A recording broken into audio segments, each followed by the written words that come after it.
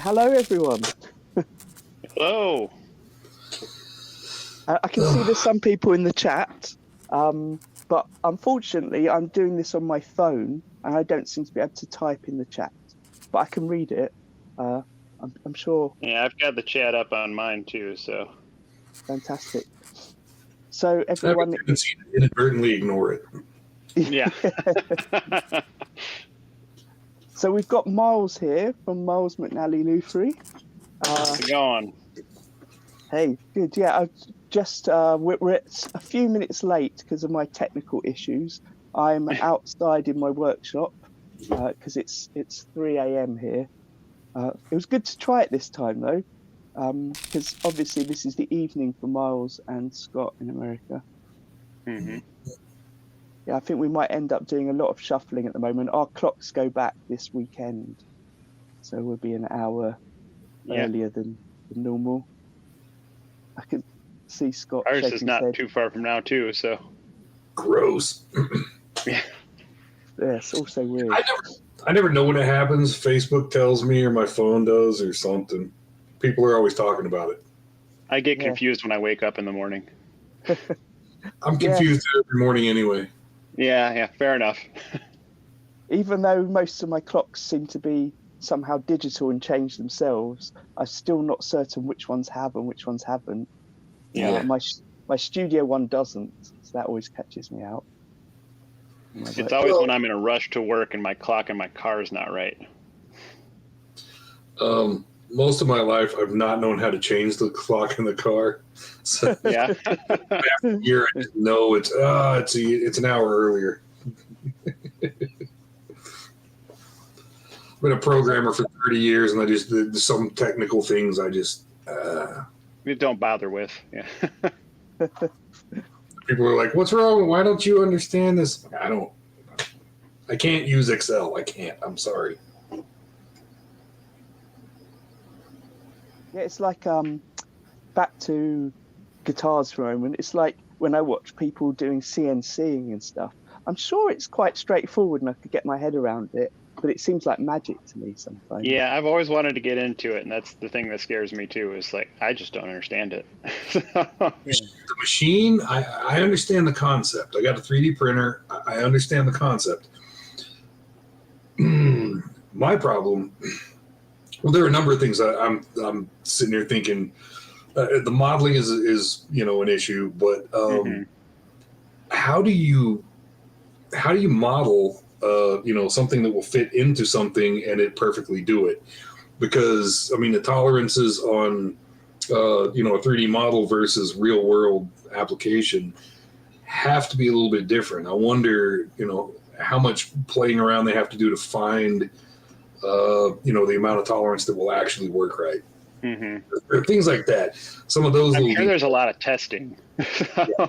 Yeah. Because every time I see them, they push a button and here, watch my stuff go, and it's perfect. And I wonder how much testing goes in before that. Someday I want to get one, but I can see the big benefits to it. It's just like you said, I would have to go through a lot of tests before getting to something I like. Yeah, I got a lot of questions. Yep. And go ahead. I was about to say, I remember when I first started using routers, not really understanding them properly and trying to put my bit really deep and trying to route loads out and smoke everywhere and it not really moving very well. I could picture that happening with my CNC. No. I mean, it's a pretty novice mistake, and you see a lot of people do it. I mean, I do deck building for a day job, and you got to let the saw do the walking for you. You can't just force it through. Yeah, absolutely. So how did you get into guitar building then, Miles? I had a knack for taking things apart at a young age, and I got my first guitar at the age of 9, and then my first electric, I was about 12 or 13, and I started taking it apart and modifying it. And it was one of those things where if you're going to do it right. So. Also, it sounds like you've been doing it for quite a long time. Well, I'm not implying you're very old, but it sounds like you've been been About at it since 34 the at this years? point. So Right. no, I Children. built my first one when I was 15. Oh, So amazing. nothing like full on build. I bought the neck because I was terrified to do fretwork, but everything else was all done by. It was actually a Super Nintendo. I gutted it out and put a block of maple inside of it. Oh, nice. It's just because a friend told me I couldn't do it. Oh, that's the way to start. Hmm. Yeah, I remember early on, one of my first ones was taking apart a games console. I think I was inspired by cigar box guitars and that idea of. I was inspired sort of by an box. artist. It was an artist named Mega Driver. He had a Sega Genesis guitar. And I remember my buddies and I watching this video, and you can't do that. You can't do that. I was like, I got a Super Nintendo. I'll do it. Like, I mean, I know we've talked about first builds before, but just to get people in the chat going, and I'm amazed we're doing it at a totally different time, and I can still see some of the usual people in the chat, and some people I haven't seen before because it must be a better time for them. But we've got some people that are over in like Neil's here in Scotland. I'm assuming you're in Scotland, Neil, but you might be in America. But it's someone getting up at 3 a.m. to join us. It's great. Oh yeah, he's just asked what's with the weird time. Yeah, no, it's basically when we're getting people in from other countries like Miles, we've got to just get it around our day jobs. Yeah, as it turns out, every country that does daylight savings, and we all happen to be in one, do it on different dates and do different time shifts. So shit's getting weird. yeah. So Daniel decided, hey, let's try this. Let's get me up at 3 o'clock in the morning, and here we are regretting our decisions. Well, it's all right. It's nice to be able to get Miles on. So Miles, I took yesterday as an opportunity to look back at some of your old videos. Like I think I first came across you with the Great Guitar Build Off, but it must have been. I must have seen you in the first year, but it was last year's one when you were doing the kind of Bob Ross or the laminate with the resin that I remember the most. Yeah, you're. I've actually got it right next to me here. You're talking about this one, right? Yeah, excellent. It is heavy as sin, but I love it. I've really wondered if guitars that are largely resin were. I figured they were probably pretty hefty, but yeah, I have considered stripping the parts out and chambering it at certain points because I'd say it's roughly around 15 pounds. So it's a chunky boy. I never worried that much about weight before, but I mean, most people kind of do. So, Yeah. I mean, one of my concerns when I started, actually full on building was weight because I was suffering from back problems. And I remember a buddy of mine, he had a Les Paul and we were playing a concert and I ended up taking his guitar for a little bit. And just by the end of it, you're just like, ugh, I can't carry it anymore. So most of my guitars end up weighing less than 7 or 8 pounds. And it's just because you strip off a lot of the excess meat out here. So yeah, I don't think I've ever weighed one. And I've done a lot of wenge, so, yeah, I figure, somewhere around 100, 150 pounds. Yeah. Yep. Yeah. Mostly in splinters. Yeah. Splinters and anger. Yeah. Yep. I guess you notice those, Scott, if they are ridiculously heavy, and I presume yours aren't, because yours are so ergonomic looking. I assume weight was going to be part of the issue. Well, okay, for the longest time, most of the stuff I could get my hands on was like 15/16 thick or 7/8. So I would just do a sandwich of 2 layers of that crap, and I don't chamber anything because I'm terrified that in carving I'm gonna go through that. So. Some of the earlier ones were pretty heavy. You got Babinga and all that kind of stuff. So I've tried to get to where most of the body is, sapele or alder, or is the ash, the standard things that are relatively light for hardwoods. So yeah, these days most of them aren't too bad, but some of them in the past were pretty hefty. Yeah, I would say that the ash that you've been combining with the wenge must counteract some of that weight. Well, yeah, in planning that out, I wanted the ash to be the bigger part. The wenge would be relatively smaller. Those are still pretty hefty guitars. I haven't weighed them, but I expect at least 10 pounds. Yeah. But it's funny, a lot of guitars, like this thing doesn't weigh anything, and then you get all the hardware on it, and it does. Yep. So it's kind of hard to tell until you actually get done with it. Mm-hmm. Yeah, you see a lot of those videos where they try and weigh it before they've even put the rest of the way together, and it's like, yeah, but the hardware adds a little bit of weight. Just a little bit. It can add some significant weight. Yeah. So if Miles, if your ones, you were saying you think about the weight, and you've got bits that you chamber out, is your wood quite a consideration for you then? Your wood choices? Yes and no. I do a lot of reclaimed stuff, so a lot of it is basically what I can get my hands on, unless someone specifically specifies they need it out of, like Scott said, sapele is a popular one. If they want that, then I search for that. But like the one I have back here, this is all scrap cutoffs, and I just laminated the body. So it's all just whatever I had left over. And then I like my exotic tops. So this has a mango top, I believe. But that mango top was reclaimed from Hawaii too. So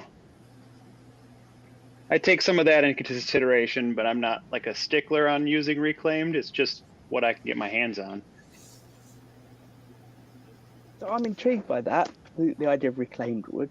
But how do you get, are there certain places that sell wood that is reclaimed, or are you going around looking for people that are getting rid of things? A little bit of both. I found some sellers on eBay that sell primarily reclaimed lumber, and it's usually offcuts that no one else wants to use, so they'll sell those for a fraction of the cost or so. Otherwise, yeah, it comes from furniture, bits and bobs that I've picked up here and there. I have one neck that I made out of a maple runner from it was a conference table. And then I picked up, because like I said, I do deck building. I had another one that was, what do they call it? Australian oak was the deck boards. So I was like, take off those cleanly if you can. And I take a bunch of those home. So it just depends on, right place, right time most of the time. That's cool. Because we had Chris from King Bespoke Creations on a few weeks ago, and he had some reclaimed wood from his local church. They were getting rid of like pews and things. Yeah. And he was using that for his actual guitar that had religious connotation. His worship series guitar. Yeah, and yeah. I like that connection. I remember I was just wondering. I guess I was. Oh, sorry, Miles. Yeah, I don't like using oak too much, and most church pews are made out of oak. Oak can be pretty heavy. And that's really my only hang up against oak. And then you get the other spectrum of it, which is the pine, and pine is just too soft. I need somewhere in between where it's not too heavy, but it can take a beating. So. Yeah, yeah. That bodies do need to be made out of something strong enough to be a little resilient. Yeah, I've got 3 kids that have knocked over my instruments plenty of times, and a pine body would be all dinged to hell if I didn't have any of those. I made 3 projects in a row that were completely 100%. Well, not 100%. Almost 100% out of Home Depot pine 2x4s, with the exception of red oak fretboards. But that was just tests. you know. Yeah. And God, that stuff is so soft. Yep. You don't think about that, you know, until you start before guitar building, you know, whatever you're doing with 2x, you know, you don't think about that. But once you've started doing some of this stuff and working with hardwoods, man, yeah. Yeah, you can tell a significant difference. Yeah. I've definitely used some basswood, which was really light. And I'm trying to think if it was I bought it or if it was one that someone had given me a guitar and I was stripping it, repainting it. But it was really noticeable that I would sand it, it would look smooth. By the time it got into my paint booth to spray it, it had somehow picked up dents along the way, and then you just notice all of these marks in it that presumably my work surfaces weren't quite smooth or soft enough. Yeah, you might have breathed on it. Yeah. Looked at it the wrong way. Yeah, I mean, it was really light. It's got that. Yeah, and that's one of the benefits to basswood, and it's easily carvable, but you need to put a thick protective layer on top of it. So. I've never had any. I've never had the privilege of playing with it. Well, it was. I remember now. It was definitely. Is it Jackson that do the dinky guitars or Ibanez? Yeah, Jackson does dinky. Jackson, yeah. So it was one of those, and it was actually very good for carving because it was one that I ended up sculpting into for someone. But yeah, just the back of it, which I hadn't sculpted, was just all dented from me sort of leaning on it and carving away. I wasn't quite expecting that. Yeah, and you'll find that in a lot of like cheap and mid-range guitars. A lot of companies have switched to using basswood quite commonly. Yeah. And is it just more accessible or easier to use or just cheaper? It's cheaper. I mean, it's a derivative of pine, so it stays in that low range. I mean, that's why, you know, most construction grade lumber is pine, is because it's easy to grow, easy to get, and easy to purchase. I noticed Mark Gutierrez in his most recent Great Guitar Build-Off video. He used some bamboo for his guitar body, and he was saying how he would hope that in the future lots of people would start using bamboo because it grows so quick, it's so sustainable. He seemed to be a fan of it for the instrument body anyway. I've always wanted to try that, and I had access to bamboo plank floor, and I never ended up picking it up. But the problem with bamboo is it comes in such thin pieces that you've got to laminate it to get a usable piece. Right, yes, because he used a chopping board, so he already had a block of it essentially. Yeah, and that's how they make those chopping boards, is they cut it into slits and then glue it all together. See, now I wanted to make one out of like mango, cherry, and I don't know, pecan or something. Just have a fruity guitar. Mango is one of my favorite. Mango, pear, cherry. Like this one here is also mango, and I've got a mandolin that's made out of mango. I've got several guitars that I use mango on. I've never had any. I just love the curls in it. I just like the fact that it's mango. Yeah, you get some really nice figuring in them, and like this is like a 2A mango top, and it's got a nice figure to it. Oh wow! And this is like a B stock, so it got some of the knots, but you know it still has some nice figure to it. Yeah. And it takes color really well. So, I wonder what it smells like. It's not too far off from maple, to be honest with you. Weird. Yeah, it's funny. It had a mango smell. Yeah. I mean, you couldn't be that lucky. Yeah. Like bird's eye maple, it smells like pancakes. Not like maple syrup, but it smells like pancakes. Yeah, you're not wrong. I can see that. And canary smells like Play-Doh. It really, really I've does. never used canary, but I'll keep that in mind. Paduke, it's like some kind of soap or something. It's kind of funny. The worst one that I ever had was redwood burl. It smells like rot, vomit, everything mixed together. It was the worst one to work with. And by the end, I was going to put an oil finish on it. I was like, nope, seal it in epoxy. I just tomb it in. Worse than Wenge, huh? Yeah. Wenge smells like dirt and ass. I don't know. Yeah, I think it takes the cake on Wenge. That's okay, because Wenge smells like gorilla tank. It don't smell very good, but yeah, redwood is awful. So good to know. I actually have a curly redwood top that's waiting for me to do something with. And maybe it's just the burl, but that burl that I had was awful. Interesting. This has got to be the first time I've ever heard guitar builders talk about the smell of wood. Normally it's the tone of the wood. Dude, it's one of the first things I really, really noticed, because there's a number of woods that really do smell good, and some of them are real bad. What was it? I think it was Red Heart. It smells like bad breath. Yep. And there are 2 or 3 that have kind of a cinnamon smell to them. But most of them aren't bad, but some of them are nasty. Yeah. And, treated pine it smells like wet dog. Yep. Nasty. Yeah, especially try and stay away from those. Choice being because of how pleasurable it is to work on it. Not just the feel and how easy it is to carve, but the smell.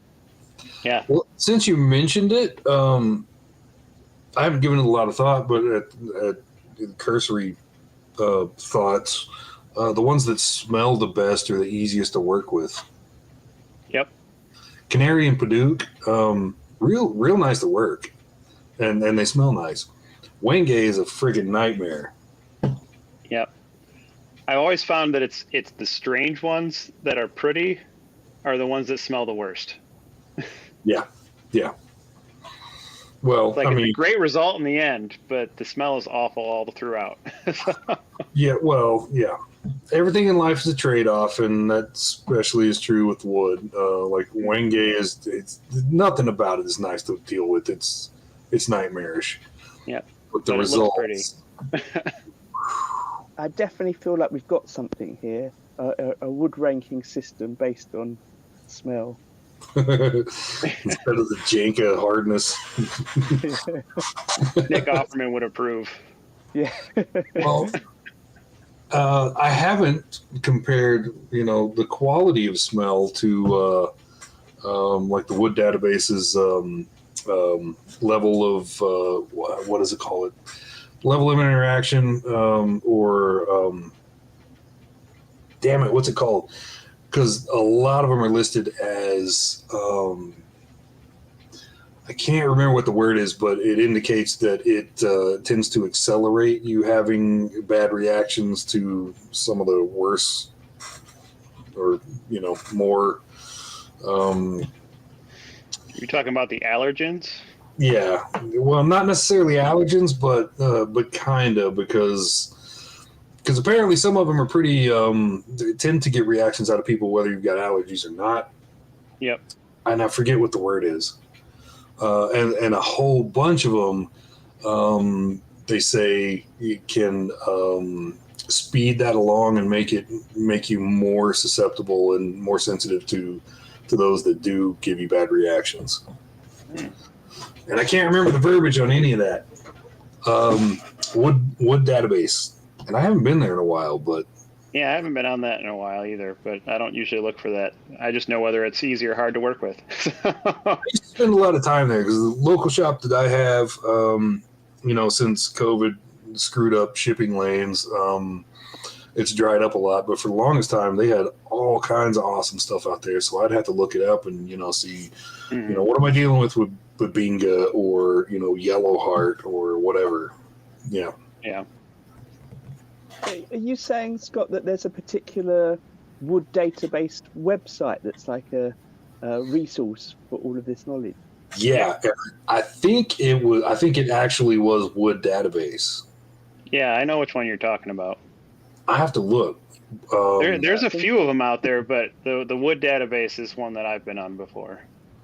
Yeah, and it'll show you, example pictures, but it also, a lot of information from the Janka hardness to country of origin, the rarity, whether or not it's endangered, lots of information, the types of reactions that tend to come from it, the toxicity, everything you could possibly imagine about this tree.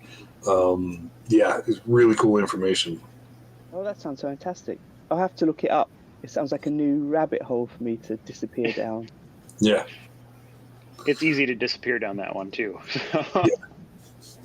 However, there's so much stuff there. There's a lot of stuff that you'll just, I've never seen any of this. I've never heard of this. Jatoba. Okay, Jatoba is Peruvian not Peruvian walnut. It's Peruvian something. I'm talking out my ass now. Anyway, yeah. So again, I'm on my phone, so everyone's very small. But Miles, is that next to the white guitar that sometimes I've seen in your videos? That's got the odd shape. Oh, this thing? Yeah.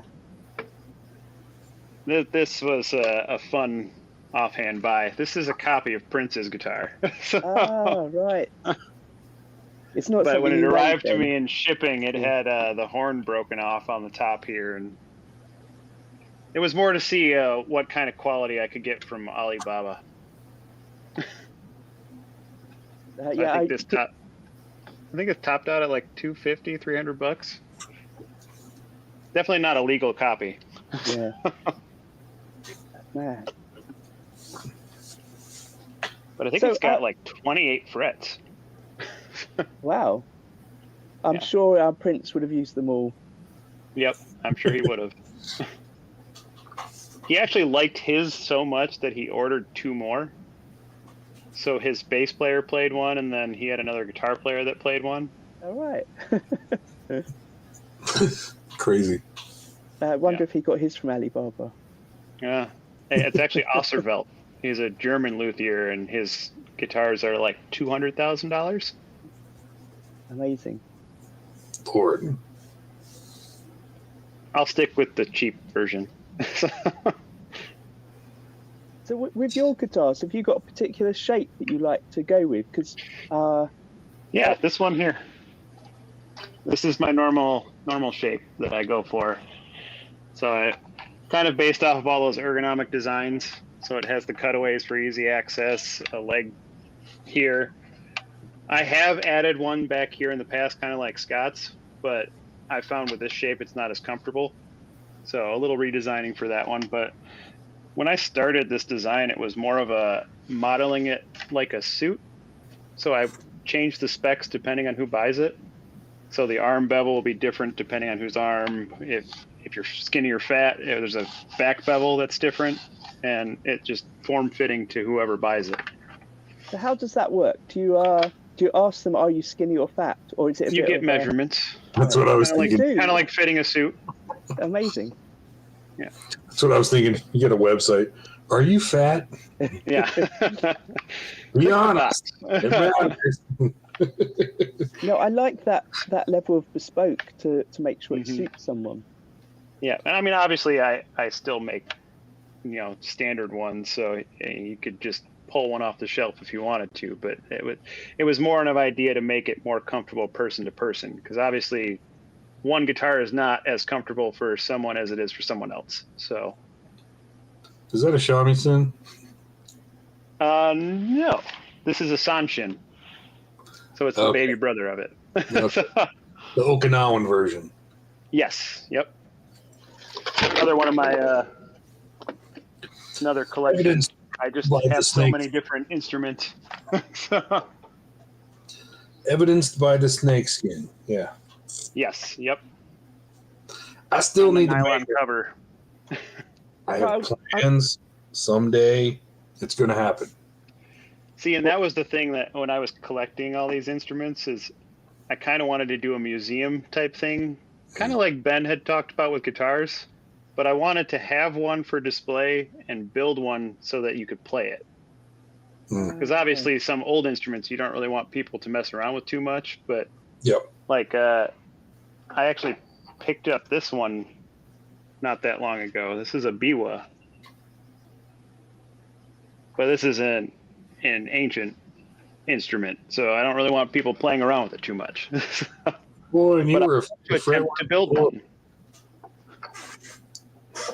So that's going to lead us down a different rabbit hole. I was going to ask you more about your guitar, but then I'd like to get onto your collection then, because I want to know. First of all, then, are you a guitar player as well, or are you more into the building and lessons? Yeah, I started playing when I was about 9, and then from there it's just evolved one instrument to another. So mostly strings, some other instruments that parents forced me to play when I was younger. But so is the collection to do with wanting to play the instruments, or as you were saying about looking at how they're built and wanting to rebuild them? It's a little bit of both. The ones I pick up, I do try and pick up as much as I can, because the whole part of my business is not just building but repairing, and I don't. Obviously, my main stake is guitar and basses, but I don't like to pigeonhole it to just that. So I do all stringed instruments, and I have for 15 years now. So I try and pick up at least enough where I can test out the instruments, sometimes more if I really get into it. But I mean, my main instruments would be guitar, mandolin, and bass, and then I play many others after that. So. And they're all common, that they're the stringed instruments that you're collecting there? Then? Yeah, primarily. I mean, I do play piano a little bit, and then I also play trumpet, with much to my dismay. But I haven't picked that up in years. So the instrument you just had that Scott noticed, the one that fell down, what is that? This is a sanshin. It's an Okinawan variant of the shamisen. I actually think if I'm not mistaken, Scott, you might correct me on this, I think this was predated the shamisen. I couldn't tell you that for sure. So in Okinawa, this was cheap to make and easy to start playing on, and then from there the shamisen expanded on that and became a longer, almost like a mandocello, how it's longer in scale. Yeah, so it was that similar concept. I had trouble finding information on scale length, but it's big.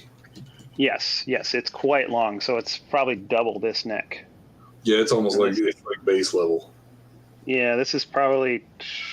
Well, I know they're both based on 18, 20 inches on the fretboard.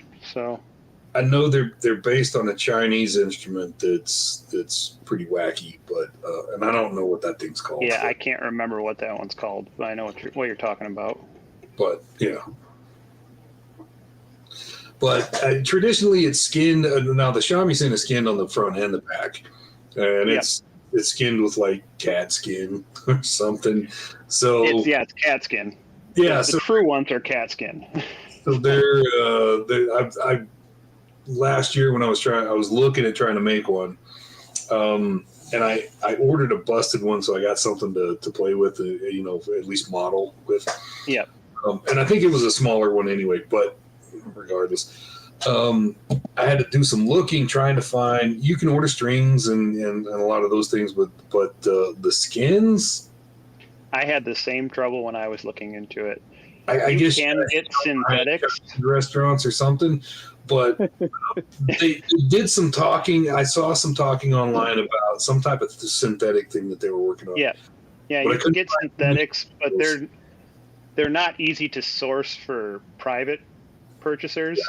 Yeah. So you have to either go through somebody, pay an asinine amount of money for it, or send it in to somebody and pay an asinine amount of money for it. So that was all I could ever find.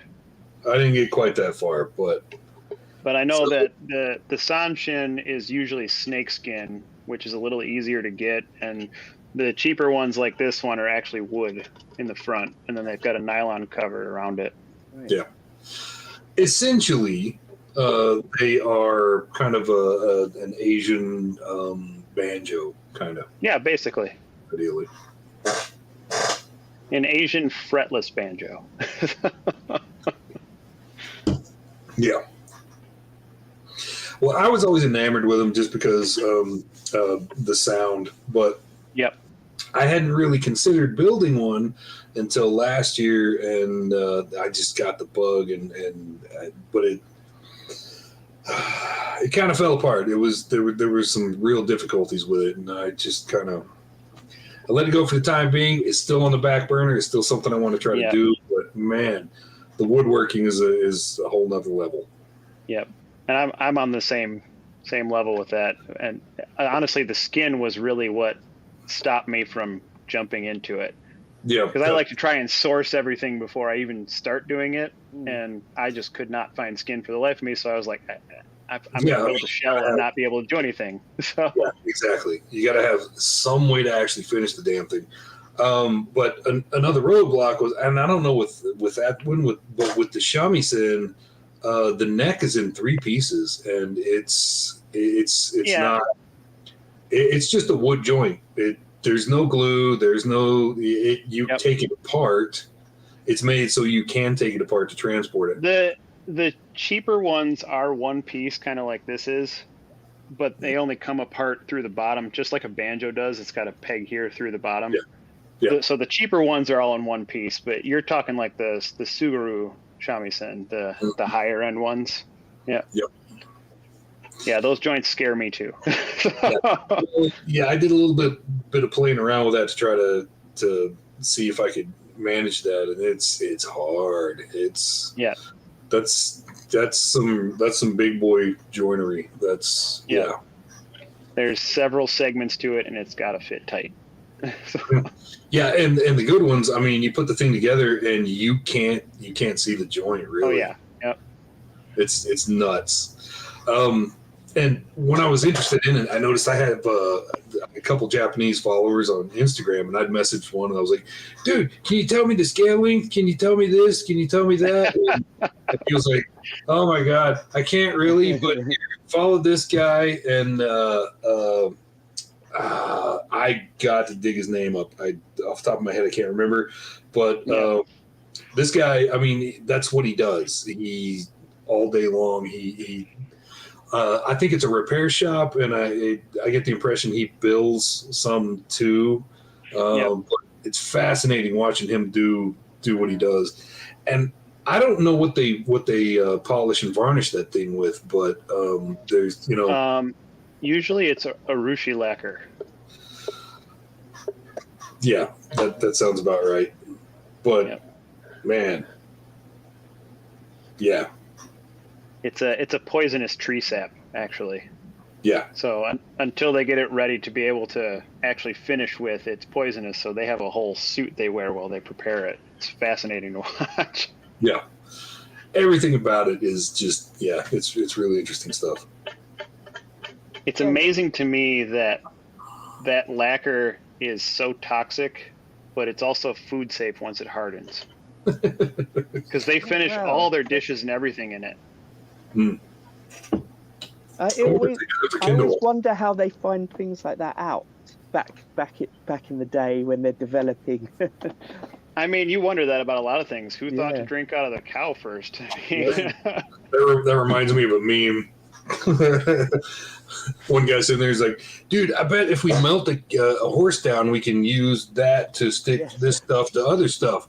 And the other guy's like, "Is everything okay at home, dude?"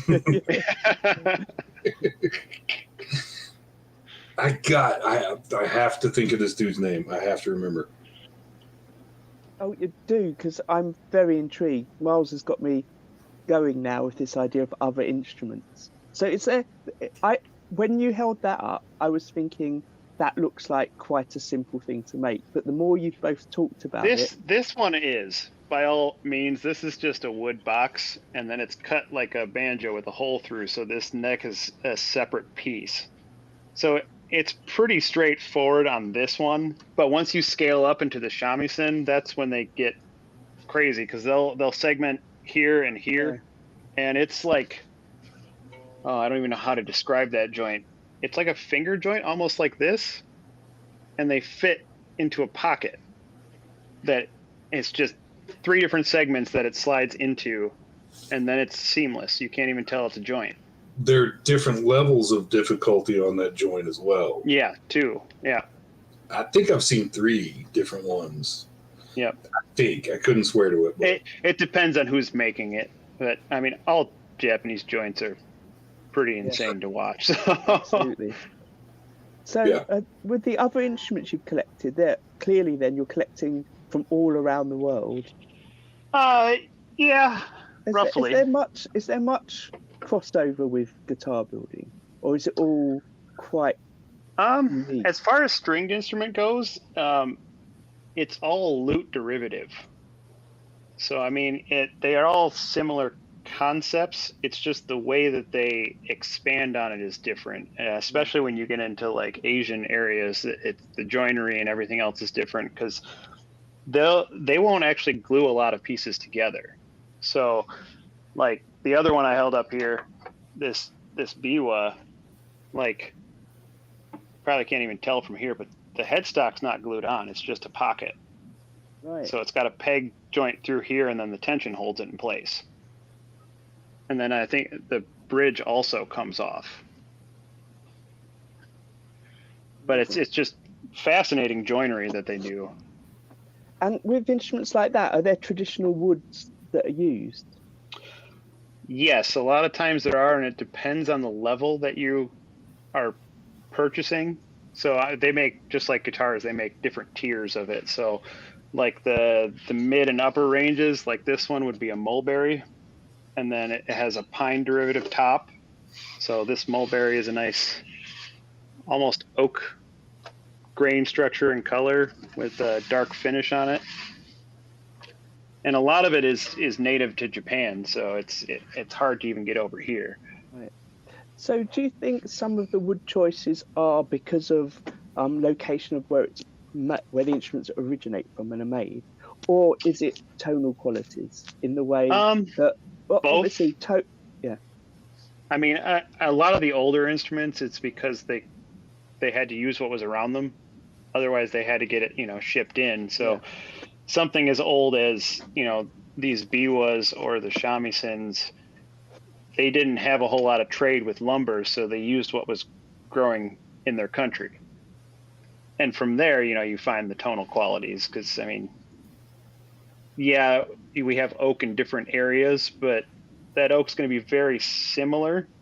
I mean, there'll be minute differences, but it's going to be similar. It's got a similar density. And so, it's tonal qualities, but it's also access to the lumber. Yeah. Yeah, because nowadays you can just purchase anything in. So, they've changed that a little bit over the years. Yeah. I mean, because tone wood discussion is totally different once you get to the acoustic instruments. Yep. Yeah, and a lot of it is that traditional sound. Yeah. So you buy the mulberry for this because that's what they've always used. You can't change that up because it won't sound the same. Yeah. That's so interesting. And then a lot of the sound for these instruments also comes from the fact that these are silk strings. So it sounds a little different when you're playing it. I was going to say with the shamisen, I think every string is made out of something different. Yeah, it's mostly silk and silk derivatives. I mean, same with the biwa and same with the sanshin. They're all silk. Just depends on what you're winding. So I think the shamisen, each of the 3 strings is a totally different material. I think I remember reading that. Yeah, I thought they were all silk. But you get different types of silk that you wind into strings too. So I remember going to order a shamisen set of silk strings for this biwa, and it was a Japanese gentleman that I was ordering from, and he said you can't put shamisen silk strings on a biwa.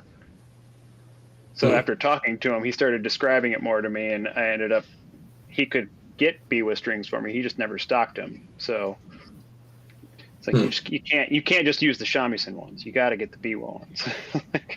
Interesting. So even these ones are wound a little different.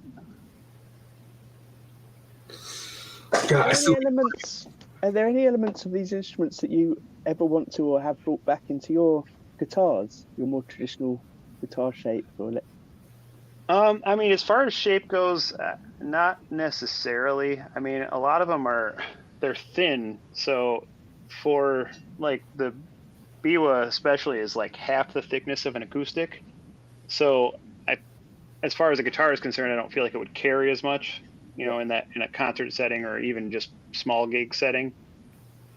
But I've always wanted to build a guitar using completely just joinery and not gluing the segments together. I mean, obviously your acoustic body would have to be glued, but as far as the neck, just have it sit in a pocket and have the tension hold it in place. And same with the headstock and everything else. I've always been fascinated by that idea, but like Scott and I were discussing, Japanese joinery scares me. So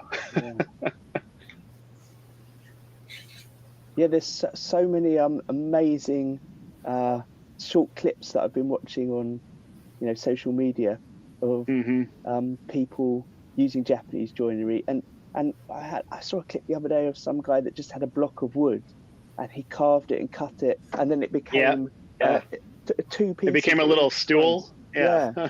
Incredible. Yeah, I've followed that guy for a number of years. He does a lot of things like that where it's just a single block and he does some modulating form to make something else, just carving it out of one block. Fascinating. So back to your guitar, your model that you said you vary it like a suit, so it's made to fit people. On the one that you just hung up, again, it's hard to see on my tiny screen that I'm looking at. I was fascinated by the fretboard. Oh, this is the unofficial great guitar build-off. So it's a variant on one of the fretboards that Ben did before he announced that the unofficial was taking place. Right. So it's just strips of what is this? Mahogany, walnut, and maple. Yeah, it looks. And I wanted to be different than Ben, so I made these zigzag designs. Yeah, right. No, I liked it. To start with, I wasn't sure because it just flashed past. I wasn't sure if you put something in that was like sometimes you see when you're watching guitar tutorial videos and they've got their little systems of how you move around the fretboard. I wasn't sure if you'd marked out this was patterns. This was just laminating about 60 some odd pieces together. So. Oh, It was a cool idea, though. Yeah. I ended up, for tensile strength, I have a strip of ebony on the back side of it. So I glued everything onto the ebony while I was laminating it, so it had the string still in it. And then I radiused from there. So that's always my worry of doing stuff like this, is it coming delaminated. Yeah. I think like when I was looking back over your YouTube videos, you had a bass that you built that had was it 5-string bass, and it had it's got the I'm gonna hang this one back up again. I found that fascinating to see. It was a cutting board design. This one. Yeah. So it was a cutting board design I was fascinated with, and honestly, it might be a while before I try it again. It was a lot of glue ups. Yeah, every time I watched one of those, I'm like, that's super cool, but I'm glad you did it instead of me. I had the drive at the time. I don't know if I'd have the drive to do all those glue ups ever again. So I feel the same way about the holes in the ice cream sandwich. Yeah. I did not enjoy some of those, like, it's a cool design. I just don't know if I'd like to replicate it. Yeah. The ice cream sandwich, there were a few things that I really wish I had done different, almost to the point where I want to do another one, but I don't know that I want to do another one. Yeah, it was the same thing with this I have one. The one and only ice cream sandwich guitar on the planet.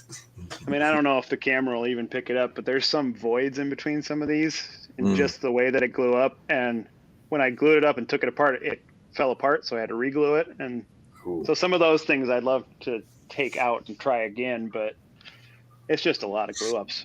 So, yeah. And it's such an odd shape to glue together. Yeah, for sure. And clamping would be weird. Mm-hmm. What took me way too long to find it, but Sungen Kobo is the guy on Instagram. Give him a follow. You probably appreciate a bunch of GGBO guys showing up all of a sudden. Yep. Fascinating to watch him do what he does. And once in a while, he's got customers on playing, and it's always good stuff, too. Yeah. So that's the dude. I would love to learn the shamisen, if not build one, but it's such a intimidating instrument. I would like to build one and then call it good. Hang it on the wall and call it good. Because I've subscribed to a couple people that do play, and it looks in depth. It looks intimidating and very, very involved. Yeah. I mean, the whole fretless nature, that is what worries me the most, is always making sure you're hitting the right note. So. And the pick looks like a freaking ice scraper for your car. I mean, I'm looking at it thinking, how do you not rip the strings off of that every time you... You'd be surprised how strong these silk strings are. I probably would be. I had the same thought. Yeah. I think they feel stronger than my my nylon strings on my guitar at home upstairs. So it's kind of crazy. Yeah. Anyway, so on with the shamisen show. I'm finding it fascinating though. So what other instruments have you got, and what's the instrument that you're after that you've seen but you haven't been able to obtain? The shamisen is definitely one. That's the big one. We really love Japanese culture here at my house, so it's a lot of Japanese instruments are our primary ones. But I'd love a koto. I was going to say, you don't have an extra room for a koto. Yeah, that's the problem, is the place to put it. So I went to a restaurant. That's the big one, or a sitar. I'd love to have a sitar. I went to a restaurant in Japan where they had somebody playing a koto, and it was interesting. It's mesmerizing. It was pretty fascinating. This poor girl, wearing a kimono and everything, playing this koto. For everybody who doesn't know, and that's probably everybody watching, koto it's almost like a harp, but it's laid down. It's and I forget how many damn strings they've got on it, but the bridges are slidable. So, and they'll move the bridge, while playing. Yeah. It's crazy. Yeah, and they're like that tall. Yeah, but it's bowed. But it's this huge thing that it's like a surfboard. Yep, and you play both sides of the string, so it's not just tuning one string. You have to tune it on both sides to make it into whatever key they're playing in. Yeah, it's kind of crazy. That's some skill building then. Yeah, a lot of it is in the placement of the bridges. And it's minute. Millimeters you're talking just to get both sides in tune. Yeah, so if anybody has a really trained ear for pitch, it's got to be those people. Oh, yeah. But I hadn't really thought about the fact that stringed instruments,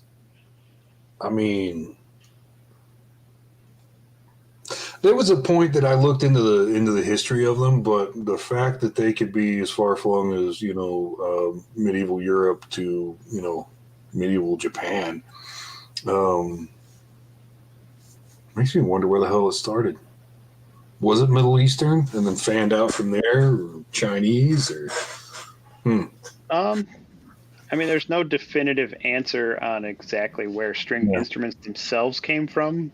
We have history of certain instruments, but guitar came from the lute. So now that I say that, I remember reading something about a really ancient one-stringed thing in Africa. So yep. So it may be as old as people. Yeah. As early as we had tools, we have instruments. Yeah. Includes the history portion of the show. Yeah. Oh, Lordy. Reminds me of music theory class. Never had one. I did have a class in college that was listening to music. Yeah, well, I had that one too. Yeah, I didn't pass it the first time. Yeah. Fun fact: I was actually going for a composition and theory degree when I was going to college, I couldn't afford it, so I stopped going.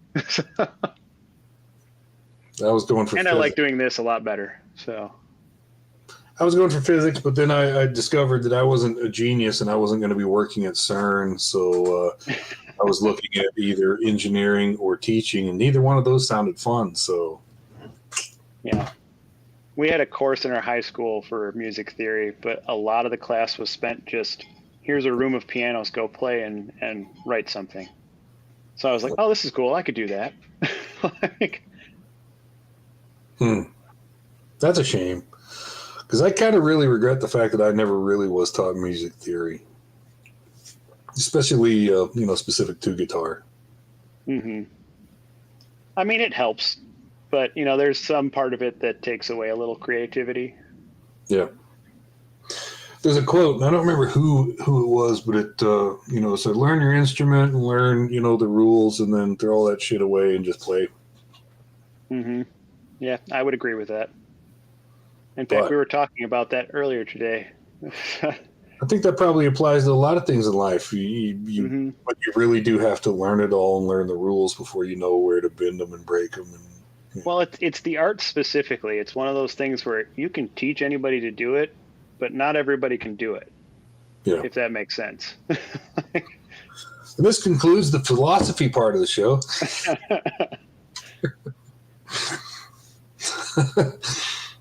Sorry, Daniel. No. I find it intriguing. I like. I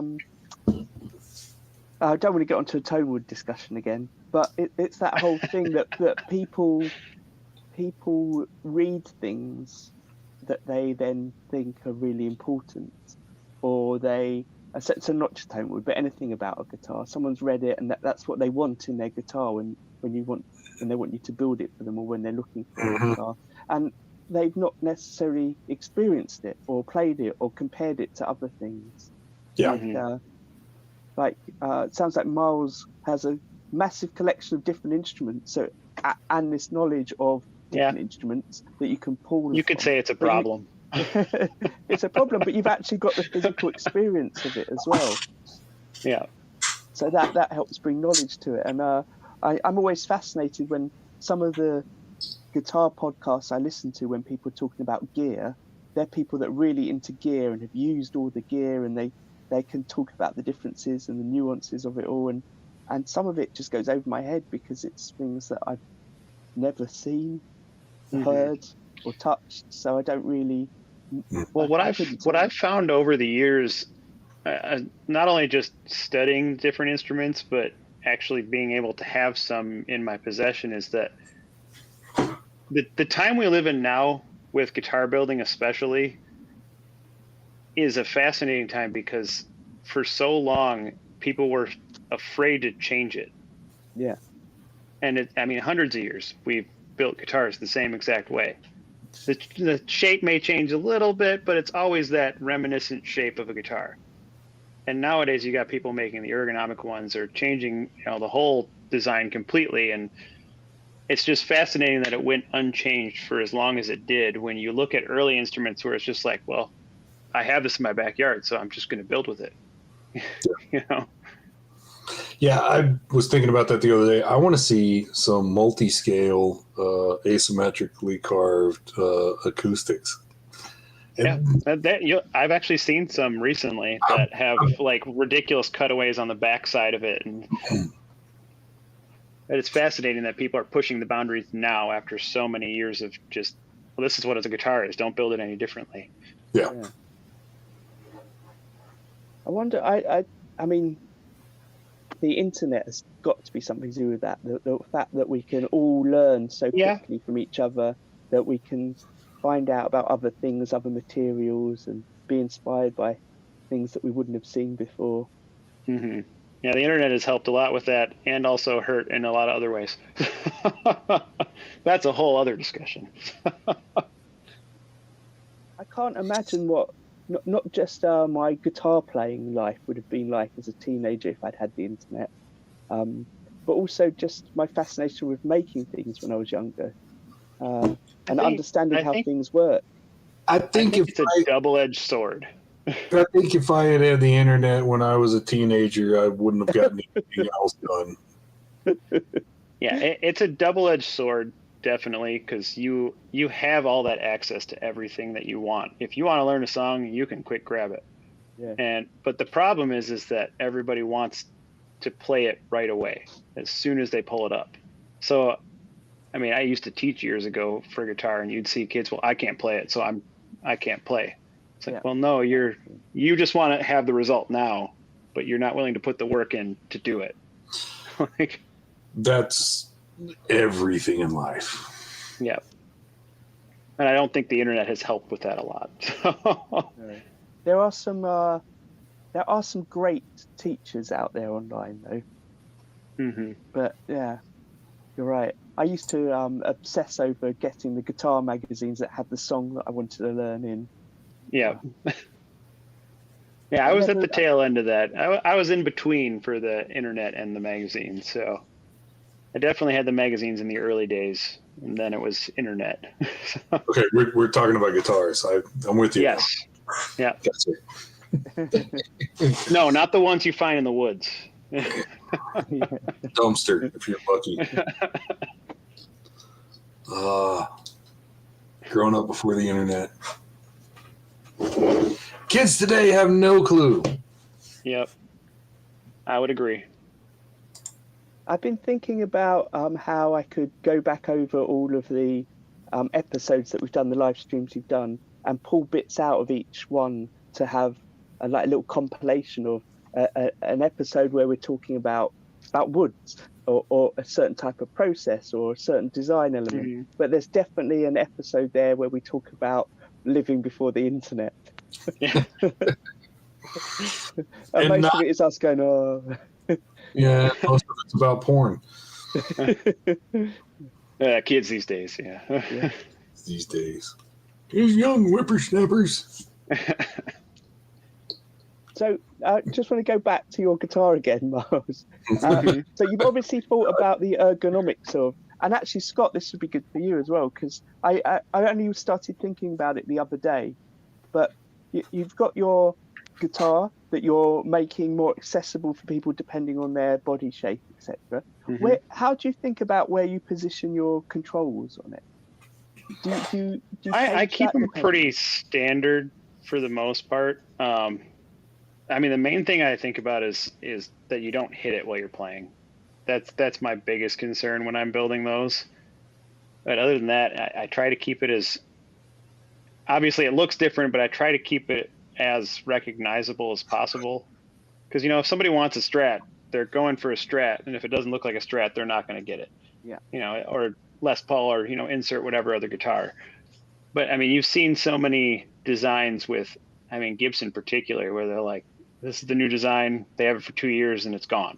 It's because it's before its time, or whatever you want to put in there. But so I try to keep it as normal as I can while making the changes to make it more comfortable. You don't want to just jump in head first.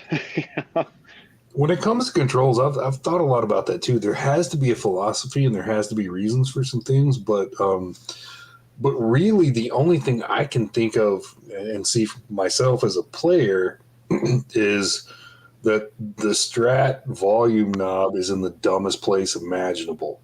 I always hit it trying to play, and it just gets quieter and quieter because you just keep hitting the damn volume knob. Yeah. But I've always had a problem with the middle pickup in a Strat too, because it is flat body and it doesn't have a break angle. So there's not that much distance between the strings and the body, much less between the strings and the pickup. And that middle pickup seems to be like right where I pick. Yeah. And I thought maybe my technique is bad and I shouldn't dig so deep in there or something. But two things about you have a good point there, because not everybody plays the same. So I do it respectively off of how I play primarily, but try and, if I'm playing here, I try and scooch it just a little more just to keep it as much out of the way as I can. So, but when it comes to controls, there has to be somebody has to have put more thought into it than I have, and have some real philosophy and what's the word? A little more analysis in their decisions, and I don't know what those are. For me, relatively close together, not too close to the bridge, so they're not in the way.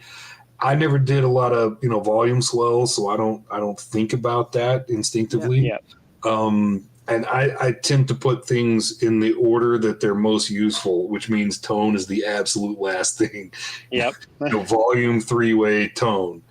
I don't know. I haven't talked to enough players to, or put my guitars in enough other players' hands to know what their thoughts are on the controls. And that's it's an interesting question. It's something I've always thought about. I've never heard too much complaint on the placement of controls, but again, you want it enough out of the way where you're not going to run into it, but close enough where if you are going to utilize those controls while you're playing, it's right there in a sweep, But then again, that spot just makes sense.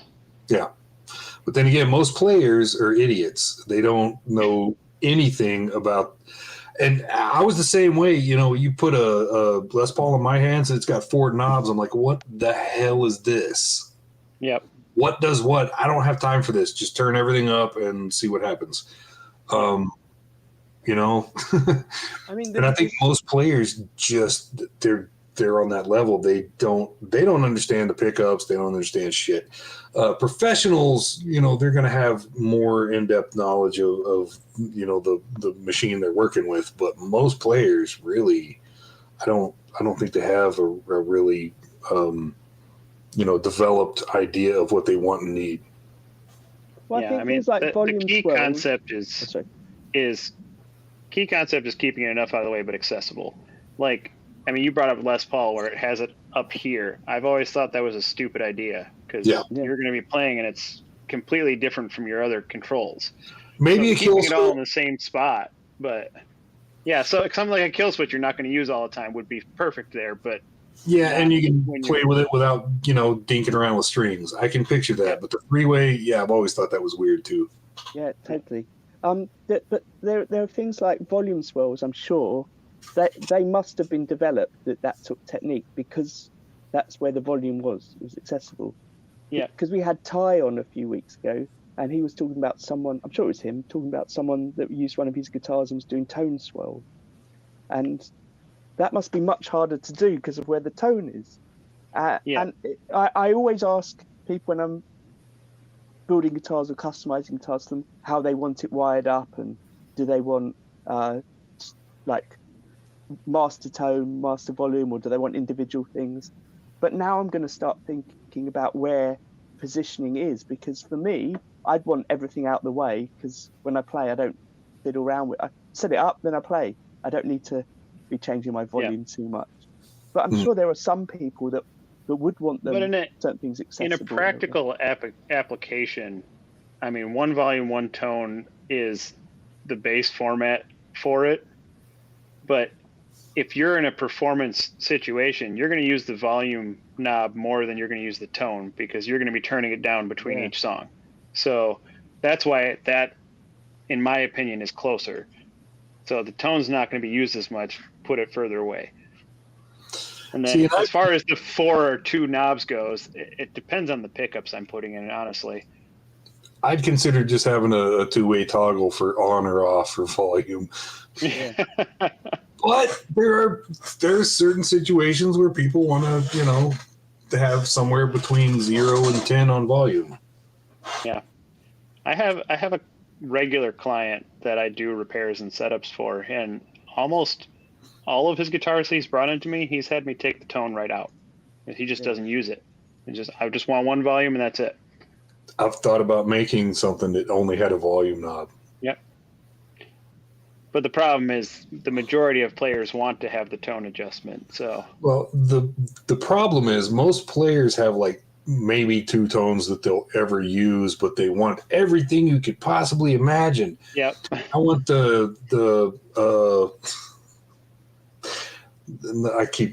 Hendrix keeps coming to mind, but Zeppelin. Mm. Damn it.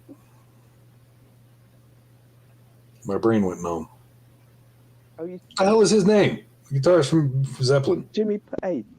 Jimmy Jimmy Page. Page. Yeah. The Jimmy Page wiring that's got the super right. secret ninja, 3 push pulls on everything, and you can in series and coil splits and everything, every bell and whistle you could possibly imagine on 2 humbuckers. Yeah, a lot of guitarists want a one-trick pony rather than changing the instrument as they're playing. They want a one-trick pony, but they don't know that. They think they want every trick in the book. Mm-hmm. Yeah, I think I was like that when I was younger, but now, now I don't really.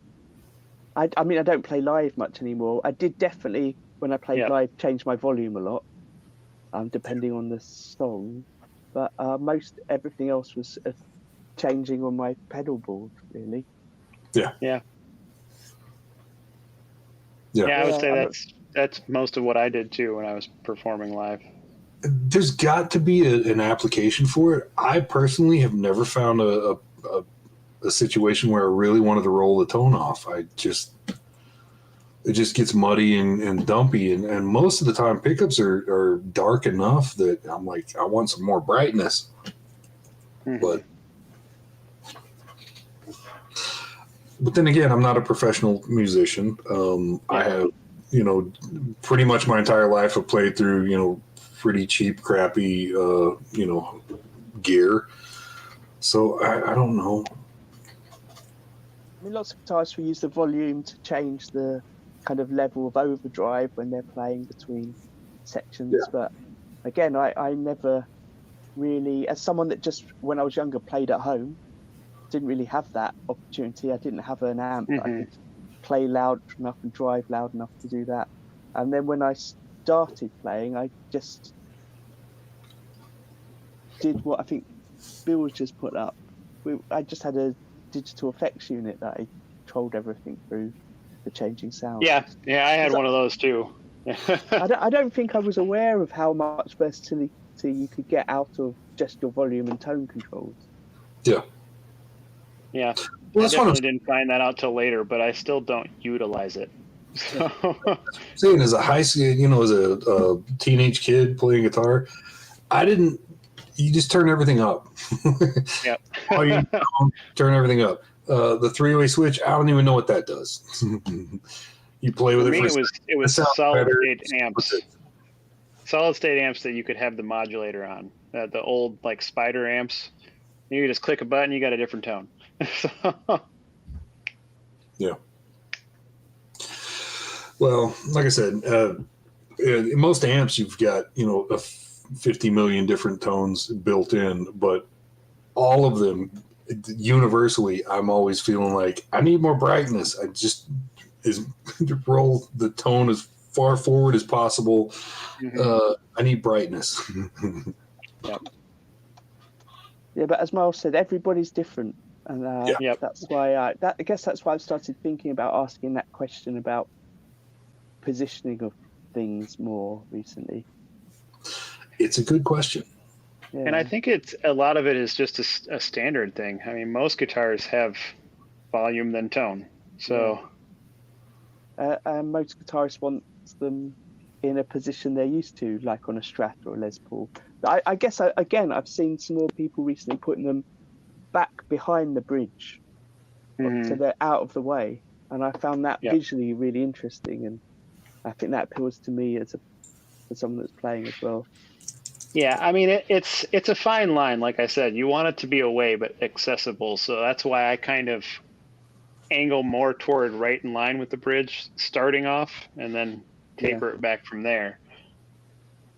Yeah, I'm just looking at I've got 2 guitars on my bench here, and the Strat, they're all under the bridge pickup. They start under the bridge pickup, and that's why you can reach it from, you're muting you can reach the volume and do your swells.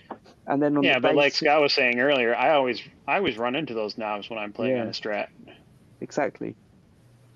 For some people, it's a thing that you want, and some people it's a thing you don't want. Mm-hmm. And then on the bass I've got here, I guess it's just the size of a bass and how much further back the bridge is that the controllers are under the strings, and not really behind the bridge there. So are you Miles doing anything for the Great Guitar Build Off this year? No, I did not take part this year. So time restraints, and I think last year put a bit of a sour taste in my mouth, just the way it was ran and how clustered it was. And I think Ben has a really good idea, but I think in the long run he's bit off more than he can chew, and it's just not as, even though how do I want to say that? Even though the first one that was unofficial was kind of just thrown together, it seemed a lot better organized. Right. Or at least he paid more attention to it. I mean. I guess time's different as well. I know that, running a business, online business, is harder as well. There's a lot more directions for him to focus in. But I think I agree, it's grown to be so big now. My only awareness of it is through doing this chat. I don't really follow it my only awareness is doing this chat and the people I already follow on YouTube and Instagram, seeing their builds. Yeah, it's the same here. I mean, I've been watching, but I haven't been taking part this year. Yeah, I think in the first year or two, I was in the unofficial one, and then the first 2 years, I definitely went out of my way looking for more builders. But this year, I haven't gone looking for new builders necessarily, unless someone here has mentioned them. Well, doing the playlist, and there's a good chance that some people, aren't tagging stuff enough, and they slip through the cracks, and I haven't seen them. But I'm watching pretty much everything people put out, and there aren't a whole lot of new names this year. Yeah. There are some new faces, but not a whole lot. It feels like interest has kind of waned some. There are several people that were in the first, 2 or 3 that, are doing community at best this year, or, not doing, and, may be doing, like Dave Dickens is doing the Jurg challenge. So there's some people that are doing stuff like that. King Bespoke, he's not in this year. A lot of the kind of household names of GGBO weren't involved this year. Yeah, like I said, at least for me, the way it got clustered over each year is really what made me not want to take part this year, outside of just my own personal time constraints. But there were growing pains for damn sure. Yeah. Oh yeah.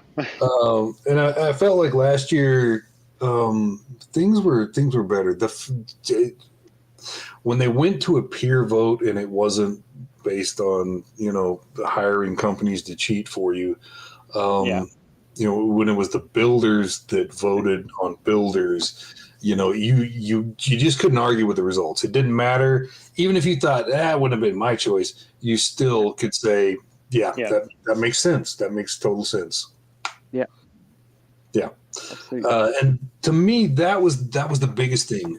Just a sense of fairness, because everybody jumps in thinking, I'm gonna try and see how things go, and you inevitably get a little bit of a reality check. But when it's fun along the way, and you see all these great builders and learn lots of new things and see new techniques and things, and you feel like you were actually seen, you feel like you got something out of it. And most people will tell you,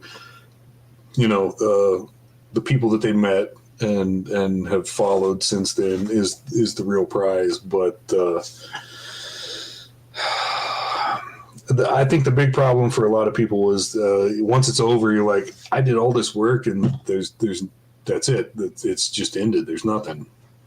Mm-hmm. You know, I don't feel like I was really, seen. And I don't know how to fix that. Yeah. Yeah, I mean, when you're running a contest like that, it's hard to do that. And, I mean, at the heart of it, it's the community thing. That was really what this whole competition was for me over the years. I mean, I wouldn't have even joined this group if it wasn't for joining in the unofficial the first year. I mean, yeah. Well, okay, the first year. All right, so most of us have been doing this for a few years. There was Crimson, there was Fletcher, there was Sully. There were a handful of people that had videos out, and because I've been doing this 8 or 9 years, and back then that was pretty much it. There were not that many build videos. Yep. Yeah, there were a bunch of little one-offs where I built a guitar the first time ever and it turned out awesome. And I'm like, bullshit, it did. And those were some of the things that motivated me to start making videos. But there just weren't that many videos. There weren't that many people to watch. I say not that many videos. There weren't that many people to watch. Yeah. All right. So, and Crimson was the rock star of them all. And all of us little builders, we know this. I mean, everybody has followed Crimson. They're the be all end all.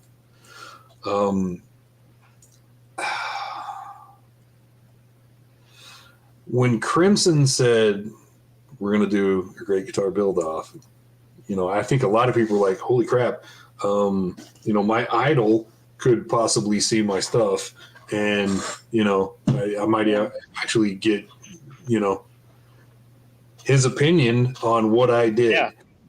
And I think that was a lot of the allure to it. And I don't know. I mean, I think so too. But I mean, even last year, there was a video, I think it was the raffle video when I won Tim's guitar. He pulled my name and he goes, "Oh, I know that guy." I mean, I still got giddy at that point.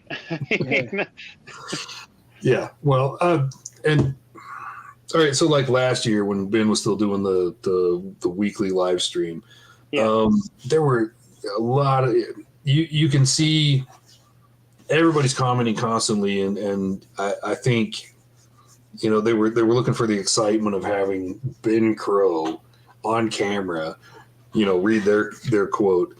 And, as like somebody I've never given a damn about celebrities and any of that crap, but, this is important. This is somebody you've been watching for years. This is somebody that you've learned so many things from, even though, now I was reminded of this a little bit earlier and I can't remember what was said. You hear him say something and you just take it as gospel, and it's, sometime later you realize that was absolute crap. He's just a person just like everybody else. Yeah. He used to, I specifically remember him talking about, multi-scale. And it's because, that claw, it's ergonomic, it's comfortable. Like, no. You do multi-scale, so there's more tension on the fatter strings because it needs more tension, but it's looser on the thin strings, so it's all bendy and stuff. That's the real reason that you do that, because I mean that came from extended range guitars. I'm rambling. I don't know what. I don't know where I'm going with this. It's fine. I was enjoying the rant. But so we have done nearly an hour and a half. Yeah. Miles, is there anything particular that you're working on at the moment? I got a couple small projects, but it's customer build, nothing super fancy. So I've got a small miniature lute guitar, I guess you could call it. It's essentially just a guitarlele but it looks like a lute. That sounds pretty cool to me. Yeah. So, but I've been working on that one for a while, struggling to finish it. We ended up using a bowl back from an old mandolin, so that takes a whole restoration on its own to then build the guitar. So Yeah. I don't think I've ever touched a mandolin. I've watched a couple people build them, and it looks pretty interesting, but it's one of my favorite instruments. I mean, when I picked up guitar, that was the next instrument I picked up. So my only problem with mandolin, and that's why I ended up building the ones that I did, is they have such small frets, and I've got such fat fingers. So the scale is actually wider on these, and I widened the fretboard for my particular mandolins, so they're more easily played. So, but the mandolin, I mean, the frets are like this big. Yeah. Yeah. I love the idea that you can, on your website as well, you can, as well as asking them to tailor the guitar to suit them, you can ask them with your mandolin, have you got fat fingers or not? And then make your fretboard adjusted to fit them. Well, that was an adjustment I made for myself, just because, like I said, I love playing the mandolin. That was just a struggle. Because I mean, when I'm building for myself, I'm building for me. So, you know. I've said this before. Acoustics I was never interested in until I saw a specific dude building a ukulele, and I cannot find the video again, but that made me think I could maybe see myself building a ukulele. But I've thought about that too, with the tiny scale and the little bitty frets. Mm-hmm. Just up the scale like I did. It's way more comfortable. Yeah, well, the whole point of making a ukulele is it's a tiny little thing. It'd be easy, relatively. This scale is not that far off from a regular mandolin scale. So the biggest thing for me when I did this was not only to widen the frets. I think I only added half an inch to the scale. And it made the frets a lot wider. It was more of the width of the fretboard that did it for me, because on the mandolin, I don't know if you can even see the strings, but they're like this close together when you play. Yeah, right. So you have to be really particular, so I widened this in order to make it more comfortable, and so I could have more accuracy on the strings. And it plays more like a guitar, which I'm used to. So Yeah.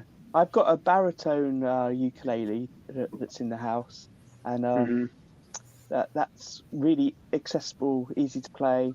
It's still small, Scott, but it's a bit more like a guitar. It's also tuned more like a guitar. But yeah, I leave it lying around. The kids play on it. It's quite fun. Well, they bang on it and put things in the hole. Yeah. Ukulele's a crazy thing. The tuning makes no sense. I mean, I don't understand anything about ukulele. It's just it's small. Well, you need to make one, and then you'll learn. Someday, if you're not into acoustics, a ukulele is a good place to start. That's because it's on a small scale. Yeah. That was my thinking. I mean, even a mandolin, it's just a little bit bigger than a ukulele. So. My only bottleneck is I really need a drum sander so I can get sides down to the right width. Last year, you don't want to scrape them like the old-fashioned days? No.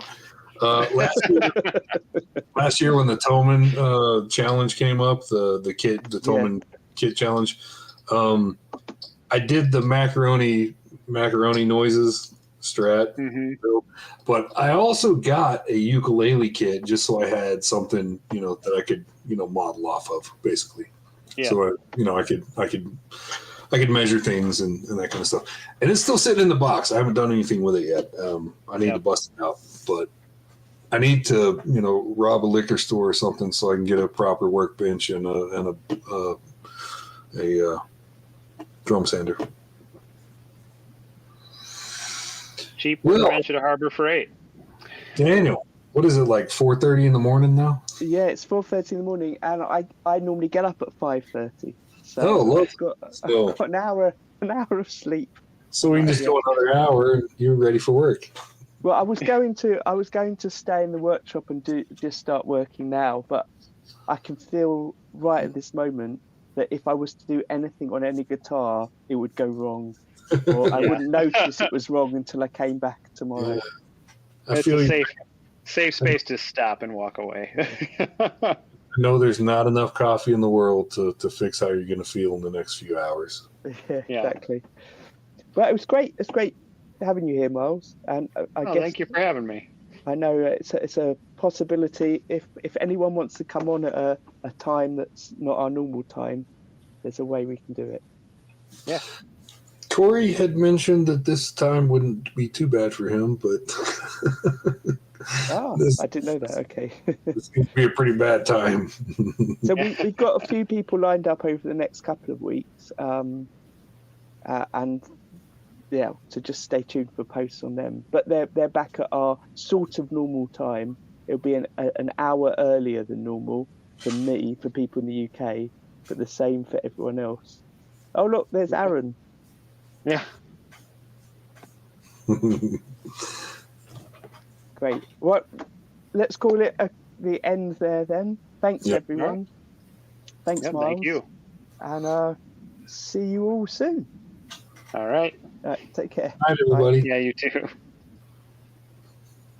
Oh, no, I can't actually end it on my phone. It's not letting me do that. Oh. The Guitar Builders Collective is a group of like-minded people from all around the world at different stages of their guitar building journey. You can join us over on our forum to seek advice or share tips on guitar building processes, materials and tools, or just to share your builds. On YouTube, we have a regular podcast of guitar building chat where you can join the live stream or watch back on past episodes. Our Instagram page shares posts of members' builds and links you direct to their accounts. And for those of you on Facebook, we've got a private group that you can join, share and chat along with. The Guitar Builders Collective is a welcome and open space for all, so do pop by and say hi. Oh, Miles has just gone. Never mind. Oh, man. All right. Guess he dipped off. Yeah, I don't envy you. I know it's going to be a rough day.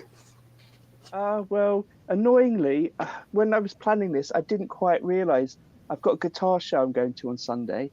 And I didn't quite remember how disorganised I am. And I've got 4 guitars that are in bits around my workshop that I need to set up. Oh, wow. Like there's one here that I've almost finished fretting the necks, putting the frets in, and that can go in. This one just needs wiring up. The other one, that also needs wiring up.